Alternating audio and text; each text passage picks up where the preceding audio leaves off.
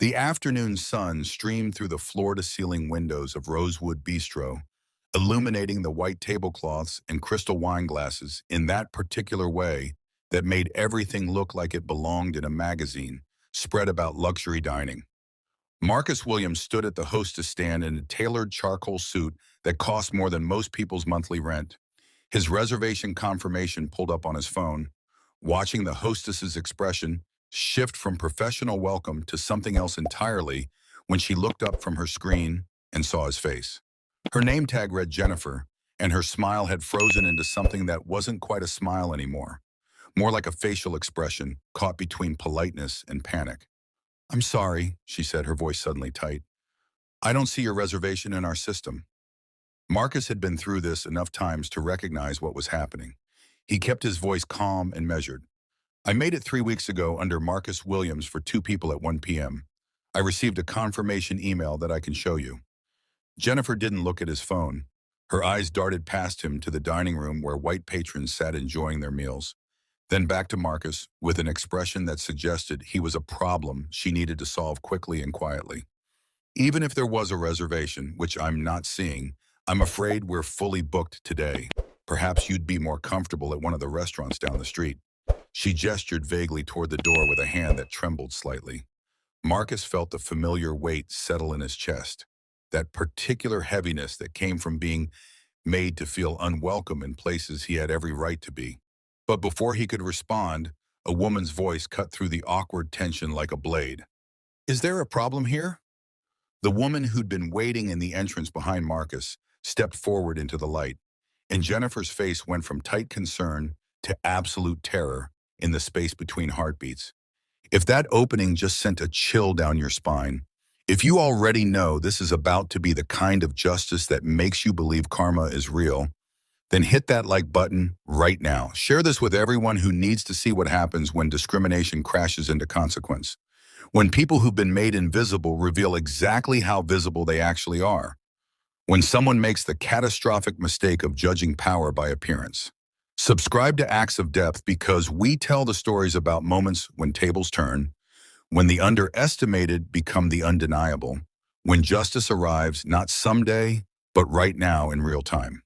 Now let me take you back to understand exactly who Marcus Williams was, who the woman behind him turned out to be, and why what happened in the next 10 minutes would change every single person's life in that restaurant. Marcus Williams had built Catalyst Ventures from absolutely nothing over the course of 12 years. He'd started as a software engineer at a tech company in Austin, one of 3 Black employees in a workforce of 200, working on code that would eventually power half the internet's cloud infrastructure. He'd been brilliant at his job and invisible in the office, the kind of employee who delivered exceptional work that other people took credit for while he stayed late fixing problems that shouldn't have been his responsibility. At 29, he'd quit and used his savings to start a venture capital firm focused on investing in companies founded by people of color and women. Entrepreneurs who had revolutionary ideas but couldn't get meetings with traditional VCs who only funded people who looked like them and came from the same schools they'd attended. The first 3 years had been brutal. He'd pitched to investors who smiled politely and told him they admired his passion, but didn't see the market opportunity in funding diverse founders. He'd worked out of coffee shops in his 1-bedroom apartment, taking meetings at restaurants he could barely afford because image mattered in the venture capital world, and nobody took you seriously if you suggested meeting at Starbucks. He'd invested in 7 companies that first year using money he'd scraped together from maxed out credit cards and a loan from his parents who'd mortgaged their house to help him. 6 of those 7 companies had failed, but the 7th had been a mobile payment platform founded by 2 Black women from Howard University. And when it was acquired by a major financial services company for $800 million 3 years later, Marcus's 20% stake had turned into $160 million virtually overnight. He'd used that windfall to scale Catalyst Ventures into what it had become, a billion-dollar fund that had invested in over 50 companies, creating thousands of jobs and generating returns that made even the most skeptical traditional VCs pay attention. His portfolio included a medical device company that was revolutionizing diabetes care, a clean energy startup that was putting solar panels on low-income housing, and an educational technology platform that was closing achievement gaps in underserved schools. Marcus had been featured in Fortune and Forbes. He'd spoken at conferences and testified before Congress about the importance of funding diverse founders. He'd built something that mattered, not just financially, but in terms of creating opportunities for people who'd been systematically excluded from the wealth-building ecosystem of venture capital. And today he was supposed to be having lunch at Rosewood Bistro with Elena Rodriguez, the CEO of Meridian Property Group, to discuss a potential partnership that could bring $50 million in additional capital to his fund. Elena owned and operated the real estate investment company that had built and managed some of the most valuable commercial properties in Texas, including the building that housed Rosewood Bistro. She'd texted Marcus that morning asking to meet at this specific restaurant, mentioning that she had a standing reservation every Friday and that they'd have privacy to discuss the deal. Marcus had arrived 5 minutes early out of habit, knowing that punctuality mattered in business, and that being late to a meeting with someone who could change the trajectory of your company was not an option. He'd walked into Rosewood Bistro expecting the same experience he'd had at dozens of upscale restaurants over the years: a polite greeting, a confirmation of his reservation, a table near the window where he could see the downtown skyline. What he'd gotten instead was Jennifer, the hostess, looking at him like he'd wandered in from the wrong neighborhood and needed to be redirected before the other patrons noticed. "I assure you I have a reservation," Marcus said again, his voice still calm but with an edge now that suggested his patience was finite. "And I'm meeting someone here who I believe you know quite well." Jennifer's expression had shifted to something defensive. "Sir, I don't know who you think you're meeting, but this is a private establishment, and we reserve the right to refuse service to anyone. I'm going to have to ask you to leave before I call security." The dining room had gone quiet in that way that happens when people sense confrontation. Marcus could feel eyes on him, could see white diners putting down their forks to watch the scene unfold, their expressions ranging from uncomfortable to smugly satisfied, as if they'd known all along that he didn't belong here. He thought about his father, who'd worked as a janitor for 40 years and had taught Marcus to always carry himself with dignity no matter how he was treated, who'd said that excellence and integrity were the only responses to prejudice because anger just gave people permission to confirm their assumptions. Marcus had built an entire career on that lesson, on being twice as good and 10 times as professional, on never giving anyone the satisfaction of seeing him lose his composure. But standing in that restaurant, being told to leave, despite having a valid reservation while white patrons watched like it was dinner theater, Marcus felt that familiar calculation running through his mind. How much dignity should he sacrifice to make others comfortable with his presence in spaces they'd decided belonged to them? Before he could answer that question, Elena Rodriguez stepped fully into the light. Elena was a woman in her mid-50s with silver-streaked dark hair pulled into an elegant bun, wearing a cream silk blouse and black slacks that suggested both wealth and authority without any ostentation. She looked at Jennifer with the kind of expression that made clear she'd heard every word of the exchange and was performing calculations of her own. "Jennifer," Elena said, and her voice had gone very quiet in a way that people who'd worked in corporate environments recognized as far more dangerous than shouting. "Did you just tell Mr. Williams that this restaurant reserves the right to refuse service to anyone?" Jennifer's face had drained of color. She opened her mouth, but no sound came out initially, and when she finally found words, they tumbled out fast and defensive. "Miss Rodriguez, I didn't know he was with you. He didn't mention it, and we have protocols about walk-ins and making sure that all our guests meet the dress code and demographic standards that—" She stopped because she'd realized mid-sentence that she was making it worse. Elena's expression didn't change. "Demographic standards. Interesting phrase. Tell me, Jennifer, what demographic standards does Rosewood Bistro employ when deciding which reservation holders to honor and which to send to restaurants down the street?" The question hung in the air like smoke. Marcus could see other staff members had stopped what they were doing, could see the manager emerging from the kitchen, could feel the entire restaurant holding its breath.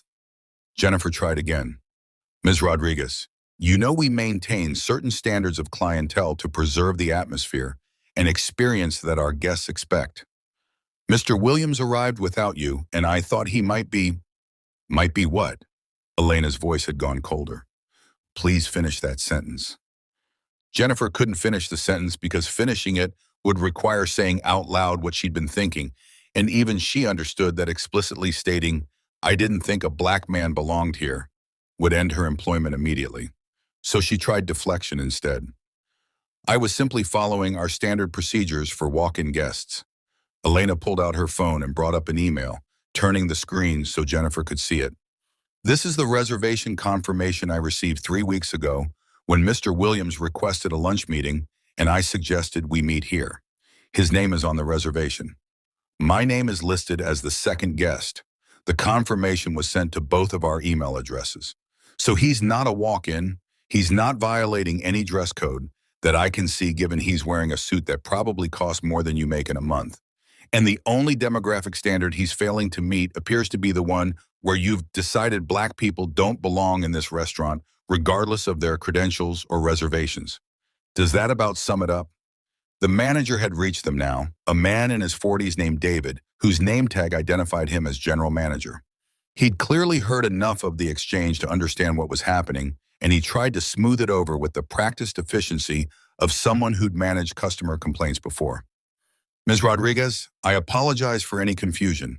Of course, Mr. Williams is welcome here. Jennifer was simply being cautious given the high-profile nature of our clientele. I'm sure she didn't mean any offense. Let me personally show you to your table." Elena didn't move. "David, how long has Jennifer worked here?" He hesitated, sensing a trap. "About 8 months. And in those 8 months, how many black guests has she seated without incident?" The silence that followed was its own answer. "How many black guests has this restaurant served in the past year?" David's face had gone red. "Ms. Rodriguez, I don't think we track demographics of our—" "You don't track them because you don't have to," Elena said, and her voice had gone from cold to something harder. "You don't track them because this restaurant has made it very clear through 1,000 small actions exactly who you consider your clientele to be and who you consider problems to be managed or redirected elsewhere. Mr. Williams has a confirmation email. He arrived on time, he's dressed appropriately, and he was told to leave and directed to restaurants down the street before Jennifer even bothered to look up his reservation, because she took one look at him and decided he didn't belong. And you've just tried to excuse that behavior as caution about maintaining standards. So let me be very clear about what's about to happen." She turned to face the dining room, raising her voice enough that every person in the restaurant could hear her. "My name is Elena Rodriguez. I'm the CEO of Meridian Property Group. We own this building. We own the lease that Rosewood Bistro operates under. And we own or manage 47 other commercial properties throughout Texas, including the buildings that house 16 other restaurants and retail establishments. Mr. Williams and I were meeting today to discuss a $50 million investment partnership that would expand our portfolio significantly. But I'm not interested in doing business with someone while sitting in an establishment that has just demonstrated exactly the kind of discrimination that I've spent my career fighting against." The restaurant had gone completely silent. Marcus could see phones coming out, people beginning to record. Elena wasn't done. "Effective immediately, I'm terminating the lease agreement for Rosewood Bistro. You have 30 days to vacate the premises. And Jennifer, David, and anyone else who was involved in the decision to turn away a confirmed reservation holder because of the color of his skin can consider this your notice of termination. Meridian Property Group has zero tolerance for discrimination in any property we manage, and that includes zero tolerance for staff who perpetuate it." The words landed like physical blows. David's face had gone from red to gray. Jennifer looked like she might cry or faint or both. And Marcus stood there processing what had just happened, watching Elena Rodriguez dismantle the restaurant's entire future in under 3 minutes because they'd refused to seat him. Elena turned back to Marcus, her expression softening slightly. "Marcus, I apologize that you had to experience that. Would you be willing to have lunch somewhere else? I know a place about 10 minutes from here that has excellent food and management that actually understands that discrimination is bad for business." Marcus found his voice, which had been stuck somewhere in his throat while he watched Elena systematically destroy the careers of everyone who'd been involved in turning him away. "Elena, you didn't have to do that. I've dealt with this before. It's not worth destroying people's livelihoods over." Elena looked at him with an expression that was both kind and absolutely immovable. Marcus, I didn't do that because you asked me to or because I thought you couldn't handle the situation yourself. I did it because I own the building and I have the power to enforce the standards I believe in. And one of those standards is that racism has consequences. Not someday. Not after an investigation and a committee and a strategic review. Right now, immediate consequences. Because if I let this slide, if I accept the manager's apology, and we sit down and have our lunch and pretend it didn't happen, then I'm complicit in creating an environment where the next black person who walks in here gets treated the same way. And I'm not willing to be complicit. They'd walked out of Rosewood Bistro together, leaving behind a dining room full of shocked patrons and staff members who were just beginning to understand that their jobs had ended the moment Jennifer decided Marcus didn't belong there.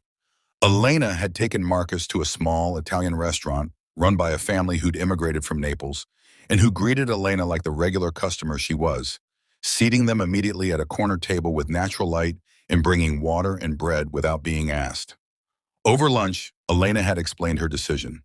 She'd built Meridian Property Group over 25 years, starting with a single apartment building she'd bought using savings from working 2 jobs and a loan from her grandmother. She'd experienced her own version of what Marcus had just gone through, being told she didn't look like a serious investor, being asked if her husband was the real decision maker, having male brokers refuse to show her properties because they assumed she couldn't afford them. She'd built her company specifically to create opportunities for businesses owned by women and people of color, offering favorable lease terms and support services that helped them succeed where traditional property management companies saw them as risky. And she'd made it very clear in every lease agreement she signed upon that discrimination of any kind was grounds for immediate termination of the lease. Rosewood Bistro had violated that agreement the moment Jennifer told Marcus to leave. I've been watching that restaurant for 6 months, Elena told Marcus over pasta that was genuinely excellent. We've received complaints from other potential customers about being turned away or treated poorly. Nothing quite as blatant as what happened today, but enough that I'd been considering whether to renew their lease when it came up next year. Today made the decision easy. Marcus had asked the question that had been bothering him since they'd left. What happens to the staff who weren't involved? The servers and kitchen staff who had nothing to do with Jennifer's decision? Elena had anticipated the question. The lease termination affects the restaurant owners and management. Individual staff can apply for positions at other establishments in our properties, and I'll personally recommend anyone who wasn't involved in discriminatory practices. But Jennifer and David and anyone in leadership who enabled this culture, they're done.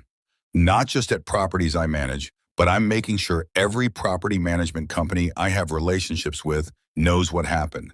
They can find work in other industries where hopefully they'll learn that treating people with basic dignity isn't optional.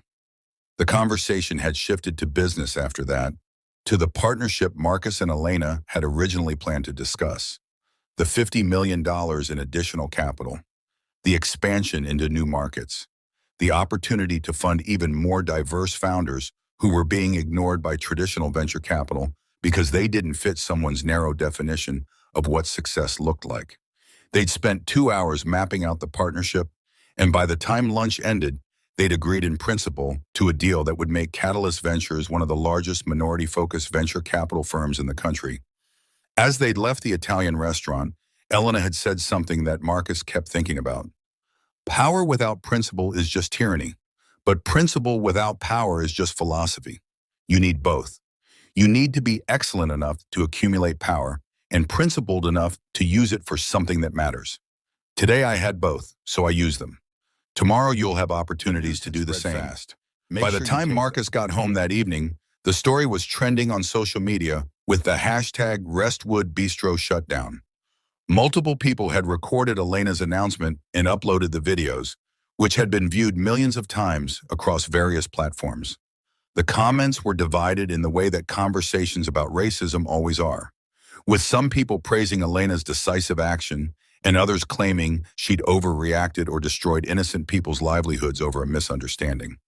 But there were also dozens of testimonials from other Black and brown professionals who'd experienced similar treatment at upscale establishments, who'd been told they didn't have reservations that existed, who'd been seated near bathrooms or kitchens while white patrons got window tables, who'd been followed by security or asked to pay before eating while other customers weren't subjected to the same scrutiny. The pattern was undeniable once you started looking for it. Marcus had given a statement to a reporter who tracked down his contact information, explaining carefully that he didn't take pleasure in anyone losing their job, but that he also couldn't accept being treated as unwelcome in places he had every right to be. He talked about the exhaustion of constantly having to prove you belong, of carrying confirmation emails and credit cards and credentials just in case someone decided you looked suspicious. He talked about the calculation Black professionals made 100 times a day about whether to speak up about discrimination or let it slide to avoid being labeled difficult or angry. And he talked about Elena Rodriguez and the rarity of finding people with power who were willing to use it for immediate accountability rather than promising to do better eventually. The aftermath had been complex and messy in the way that real justice always is. Jennifer had gone on local news claiming she'd been fired unfairly, that she'd simply been following standard procedures, and that the whole thing had been blown out of proportion by political correctness and cancel culture. But then 3 former Rosewood Bistro employees had come forward with their own stories of being told to seat Black customers in less desirable sections, or to suggest menu items they could afford instead of showing them the full menu. A server had shared an internal message from David explicitly telling staff to be selective about walk-in customers and to maintain the atmosphere our regulars expect. The evidence had piled up until even the sympathetic news outlets had trouble framing Jennifer and David as innocent victims. Rosewood Bistro had tried to stay open under new management, but the damage to their reputation combined with having to vacate the premium location Elena had provided made it impossible. They'd closed permanently 3 weeks after Marcus had been turned away. Some of the staff had found positions at other restaurants. Others had left the industry entirely. And Jennifer had become a cautionary tale that restaurant management courses would use for years about how one moment of discrimination could destroy an entire business. Elena had converted the vacant restaurant space into a commercial kitchen incubator, offering below-market rent to food entrepreneurs from underrepresented backgrounds who were trying to start catering companies or food trucks but couldn't afford the overhead of a traditional commercial kitchen. Within 6 months, 12 businesses were using the space, and 3 had grown enough to open their own storefronts. The story had come full circle in a way that felt almost too neat to be real. But Marcus had learned that sometimes justice actually did work if people with power decided to prioritize it. 6 months after the incident, Marcus stood at the grand opening of the commercial kitchen incubator, watching Elena cut the ribbon, while formerly homeless veterans who'd learned culinary skills in a job training program served appetizers they'd prepared that morning. One of the veterans, a Black man named James who'd been living in his car before getting into the program, had pulled Marcus aside to thank him. "I heard what happened here at the restaurant," James had said. "Heard how you getting turned away led to this space existing. My whole life I've been told I don't belong in places, told I'm not good enough or smart enough or the right kind of person. Having a kitchen where people like me are welcomed and supported instead of turned away, man, that changes everything. So thank you for not letting them get away with treating you like you didn't matter." Marcus had felt emotions he couldn't quite name, looking around the kitchen at people who were getting opportunities that had been systematically denied to them, understanding that the humiliation he'd experienced at Rosewood Bistro had somehow transformed into this space where dignity was the baseline assumption instead of something you had to earn by proving you deserved it. "I didn't do anything," he'd told James. "Elena Rodriguez did this. She's the one who had the power and used it." James had smiled. "You did something too. You showed up. You insisted on being treated with respect. You didn't accept them telling you to go somewhere else.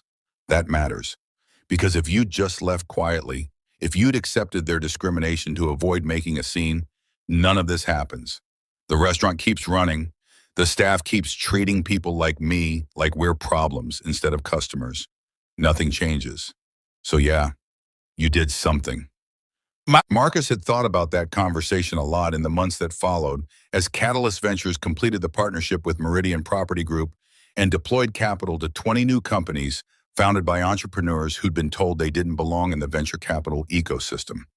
He thought about it when he sat on panels about diversity in tech and finance and fielded questions about how to create change in industries that had been built on exclusion. His answer was always some version of what James had told him. Show up, insist on dignity, don't accept being told you don't belong, and when you accumulate power, use it to dismantle the barriers that were used against you. It wasn't a perfect answer. It didn't solve systemic racism or undo centuries of discrimination. But it was something, a small correction to a system that had been broken for so long that people had started thinking the brokenness was just how things were supposed to work. Elena had sent him a photo from the ribbon cutting at the commercial kitchen incubator, both of them smiling in front of the sign that read, Meridian Community Kitchen where everyone belongs. She'd written a note on the back, power plus principle equals progress. Thanks for being someone willing to stand up even when it would have been easier to walk away. Looking forward to the next 50 million in funding and the next 100 barriers we break together. Marcus had framed that photo and put it in his office, right next to his diplomas and the Fortune cover and the photo of his parents at his college graduation. Reminders of where he'd come from and what mattered more than accumulating wealth or status. If you stayed with this story all the way to the end, you understand something crucial about justice and power and the importance of people who are willing to use what they have to protect what's right. Marcus Williams didn't destroy Rosewood Bistro by walking in and requesting the table he'd reserved. Elena Rodriguez did that by refusing to tolerate discrimination in properties she owned. But Marcus created the conditions for that justice by showing up with dignity, by insisting he belonged, by not accepting being redirected to restaurants down the street when he had a valid reservation.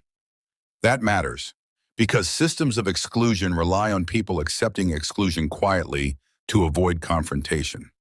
They rely on targets of discrimination being more concerned with not making a scene than with demanding equal treatment. And they rely on people with power deciding that maintaining business relationships is more important than enforcing principles. Elena Rodriguez proved that someone with power could choose differently, could prioritize dignity over profit, could create immediate consequences for discrimination instead of promising to do better eventually. And in doing so, she transformed one moment of racism into a catalyst for systemic change that rippled outward to affect dozens of people's lives for the better. Share this story with everyone who's ever been told they don't belong somewhere they had every right to be. Subscribe to Acts of Depth because we tell the stories about moments when people choose principle over convenience, when power gets used to break barriers instead of maintaining them, when one person's refusal to accept discrimination becomes the foundation for change that matters. Jennifer, the hostess, thought she was protecting the atmosphere of an upscale restaurant by turning away a black man who'd made a reservation. What she actually did was end her own career and trigger the closure of the business she worked for, and create the conditions for a commercial kitchen incubator that would help dozens of food entrepreneurs build futures they'd been systematically excluded from. That's not the outcome she intended, but it's the outcome that happened when she made the choice to treat someone as less than based on the color of his skin, and when the person she discriminated against happened to be meeting with someone who had the power to enforce consequences. Marcus carries a lesson from that day that he shares with every entrepreneur he invests in. Excellence is necessary but not sufficient. You also need the courage to demand the treatment your excellence has earned. And when you accumulate enough power, you need the integrity to use it not just for your own advancement, but to dismantle the barriers that were used against you and others. The commercial kitchen, where formerly homeless veterans now prepare food for their own businesses, sits in the exact space where Rosewood Bistro used to tell